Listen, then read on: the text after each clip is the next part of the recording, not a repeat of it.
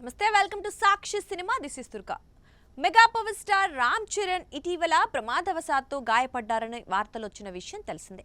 దీంతో చరణ్ నటిస్తోన్న పెద్ది సినిమా నుంచి రాబోయే అప్డేట్ ఆలస్యమవుతుందేమోనని అభిమానుల్లో సందేహాలు మొదలయ్యాయి. అయితే మూవీ యూనిట్ దీనిపై లేటెస్ట్ గా ఇచ్చిన క్లారిటీతో ఆ అనుమానాలన్నీ తొలగిపోయాయి. చరణ్ ఎడమ కంటికి చిన్నపాటి గాయం మాత్రమే జరిగిందని, దానికి వెంటనే ట్రీట్మెంట్ ఇవ్వటం జరిగిందని పెద్ద టీం తెలిపింది. దీంతో రామ్ చరణ్ రేపటి నుంచే తిరిగి సెట్స్ లో పాల్గొనబోతున్నారని కూడా ప్రకటించింది. ఇక అభిమానులకు గుడ్ న్యూస్ ఏంటి అంటే చరణ్ పుట్టినరోజు కానుక పెద్ది నుంచి ప్రత్యేక గ్లింప్స్ రాబోతోంది.